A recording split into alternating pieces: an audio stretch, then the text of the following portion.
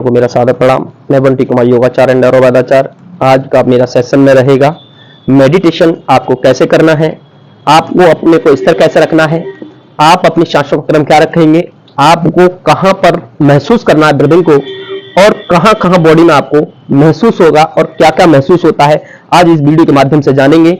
और हम इस वीडियो में यह बताएंगे कि मेडिटेशन का तरीका क्या है, मेडिटेशन कैसे करना है, क्या नहीं करना है। बारिश पड़ रही है फिर भी हम आपके लिए आज मेडिटेशन का बहुत ही अच्छा मौसम है करा रहे हैं, लेकिन आप अपने जैसे हम अपना योग को नहीं छोड़ रहे वैसे आपको भी नहीं छोड़ना है।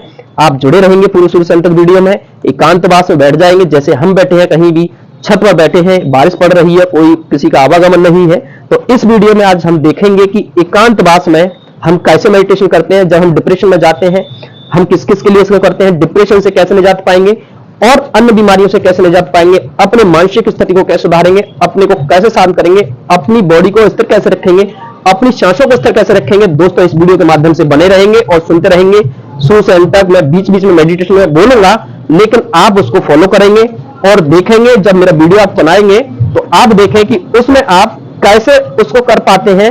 मैं आपको बताऊंगा कि आपको किस किस स्थिति पर ध्यान देना है, एकाग्र करना है मन को।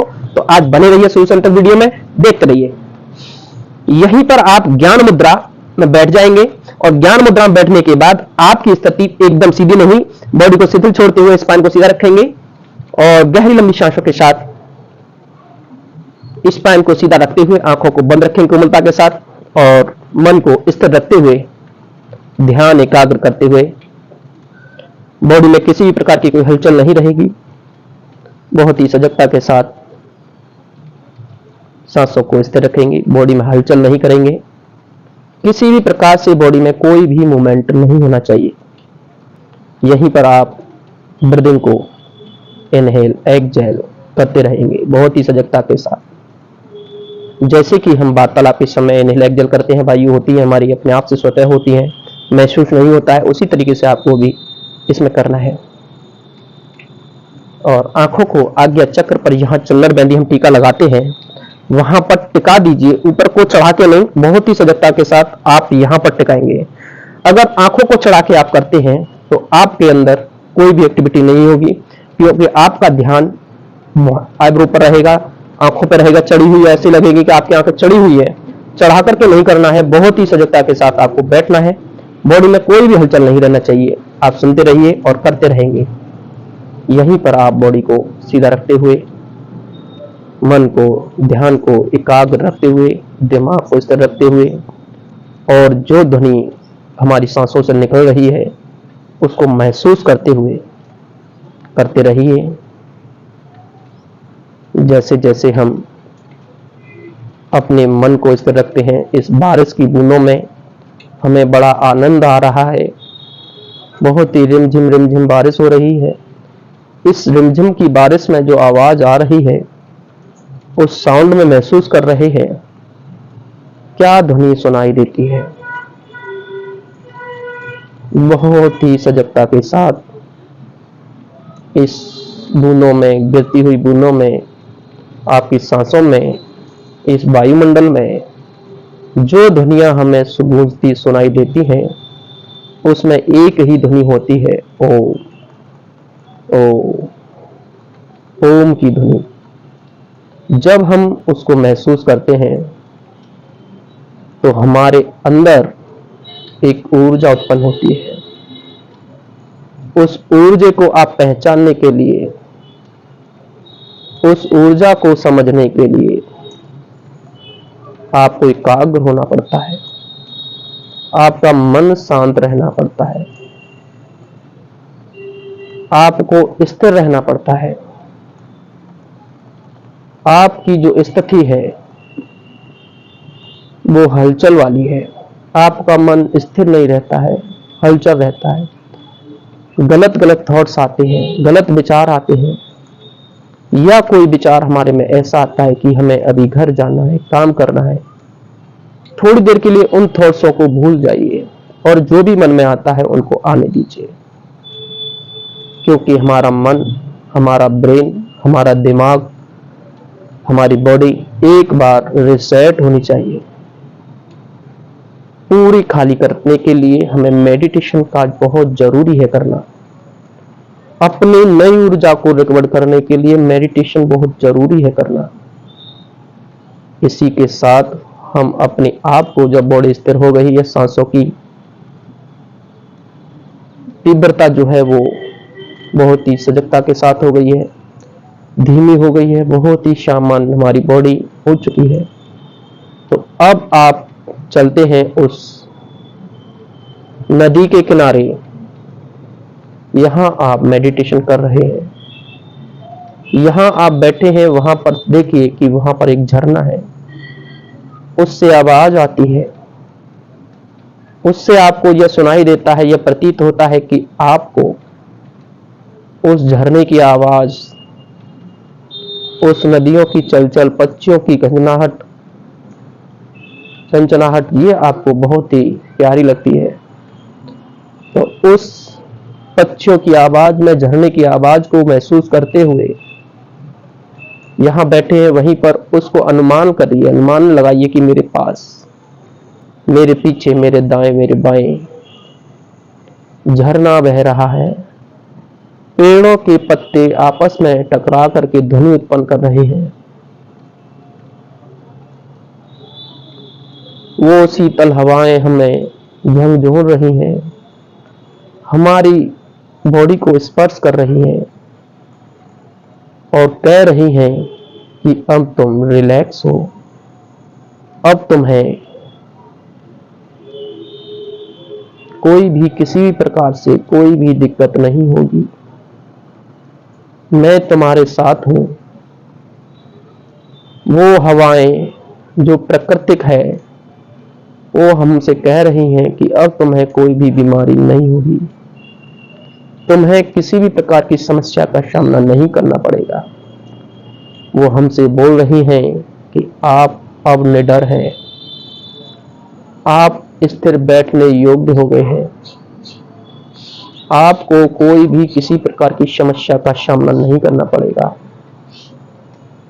अपने आप को आप अकेला ना समझें, अब हम तुम्हारे साथ हैं। इस प्रकृति में जो भी बना है वो सब हमसे वार्तालाप कर रही हैं। इस प्रकृति में पक्षी हैं, वो भी हमसे वार्तालाप कर रहे हैं, लेकिन हम उनकी आवाज को नहीं समझ पा रहे हैं। वो हमसे क्या कह रहे हैं? वो हमसे यही बता रहे हैं कि आप अपने आप को अकेला ना समझें, आप अपने आप को निडर रखें, आपको किसी से, कोई भी वस्तु से, कोई भी जीव से, कोई भी पर्यावरण से डरने की आवश्यकता नहीं है, क्योंकि यह पर्यावरण जो है आपका सहयोगी है, आपका मित्र है, आपका भाई है, आपका दोस्त है, आपका पिता है, आपकी माँ है, आपकी बहन है, आपका परिवार है। ये जो हमें ईश्वर ने दिया, आप उसको अपना समझें और उसी अपनेपन का, उस पर्यावरण को एहसास दिलाएं कि आप मेरे हो, आप हमारे हो, आप हमारे मित्र हो, आप हमारे दोस्त हो, आप मेरे माता पिता हो, आप मेरे सब कुछ हो, आप मेरे जीवन दाता हो। क्योंकि इस पर्यावरण से हम बहुत दूर जा चुके हैं। उस पर्यावरण में वापस आने के लिए आपको एकाग्र होना है और उस पर्यावरण में हमें देखना है कि हमें क्या क्या कमी महसूस हो रही है। अपने आप से महसूस करिए, उस पर्यावरण में जागरूक जाइए और उसे महसूस करिए।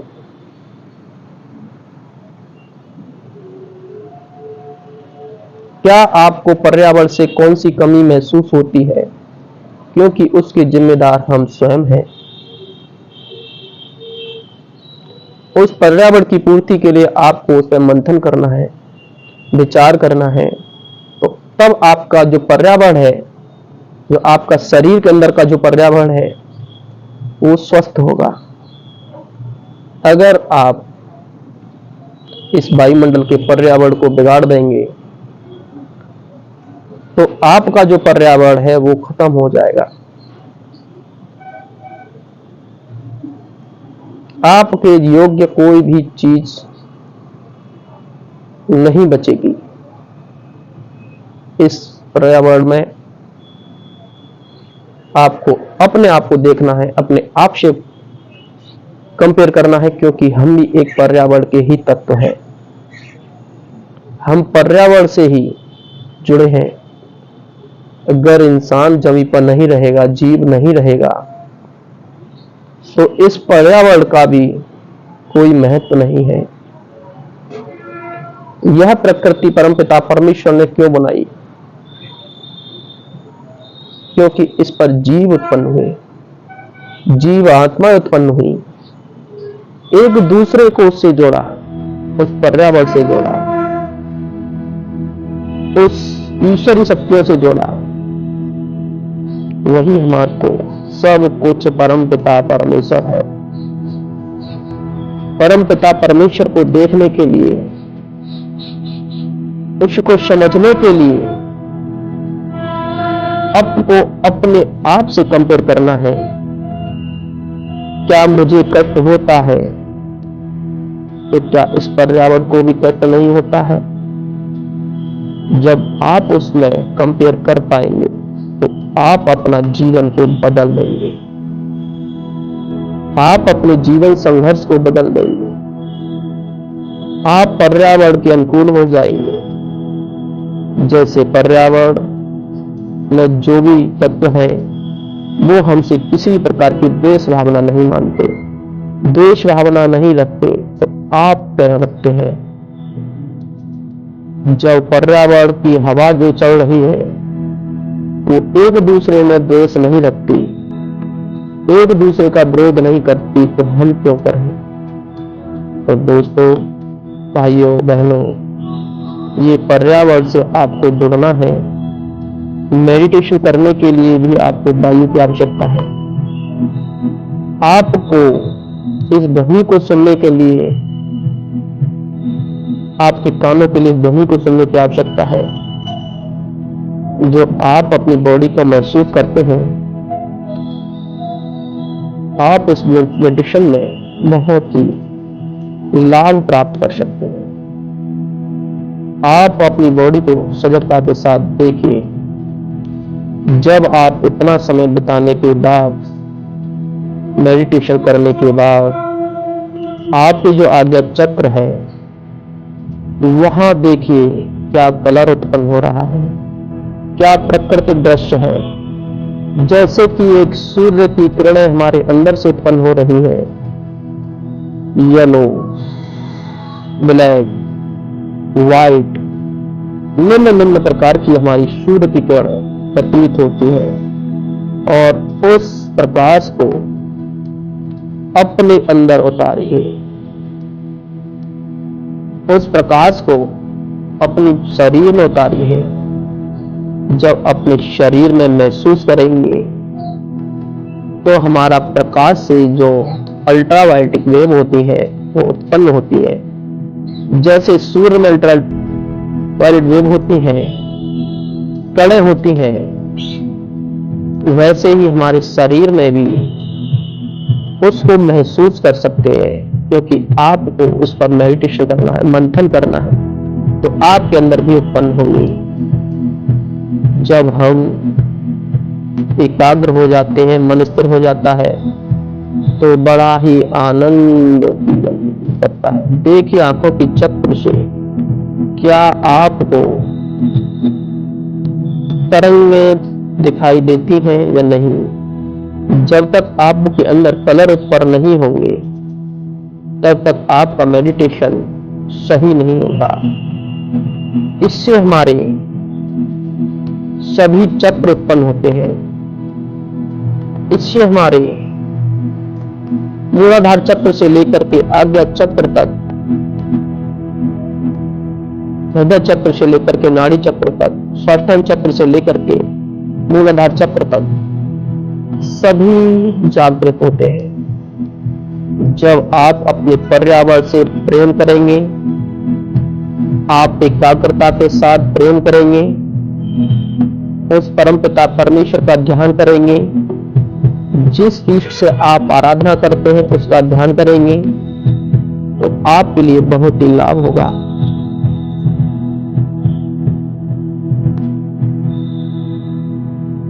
अब जाइए उस नदी के किनारे जहां आप बैठे हैं, उसके जल को देखिए, बिल्कुल शांत हो चुका है। जैसे कि हम शांत बैठे हैं वो हमारे अंदर समायोजित हो रहा है, जैसे कि हमें वो डिस्टर्ब नहीं कर रहा है किसी भी प्रकार से। जो वृक्ष है वो हमें डिस्टर्ब नहीं कर रहे हैं किसी भी कार्य से।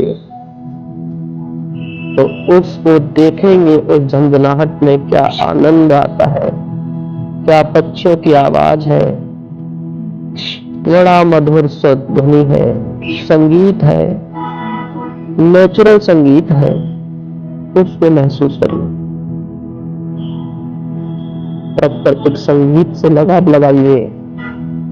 इस बनावटी संगीत में कुछ नहीं रखा है, केवल क्षण भर का आनंद है। और जो प्राकृतिक संगीत है उसमें जीवन भर का आनंद है। उस जीवन भर आनंद को पाने के लिए आपको पर्यावरण से दोस्ती करनी पड़ेगी, और उस दोस्ती को पर्यावरण उस तरीके से निभाता है जो कि एक इंसान उसको एक दुश्मनी के रूप में निभाता है, और पर्यावरण उस दोस्ती को एक इस तरीके से निभाता है कि जितना आपको जरूरत से ज्यादा देता है। हर सुविधा, हर सुख, हर मनोभावनाओं को रिलेटेड सभी को आपकी आत्मा को तृप्त करता है। तो आप अपने आप को पर्यावरण से मैच करिए, पर्यावरण का पाठ मानिए। आप एक पर्यावरण के एक सुई की नोक के बराबर एक जीव है, और उस जीव आत्मा को भी पर्यावरण तृप्त करता है।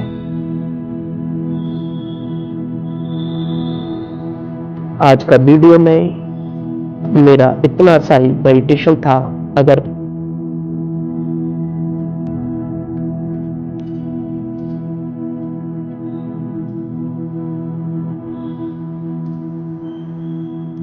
तो गहरी लंबी सांसों को भरते हुए वापस हाथों को रब करेंगे, पकड़ते हाथों बंद कुलता के साथ रखेंगे और गर्म तेल आपको और लगाएंगे। चेहरे की बरसात करते हुए वापस सर से पैर तक जाते हैं दोस्तों, और देखेंगे टीवी को। सभी को मेरा सादर प्रणाम। अगर मेरा मेडिटेशन का सेशन आपको पसंद आया हो तो चैनल को लाइक सब्सक्राइब करें और लोगों में शेयर करें। धन्यवाद।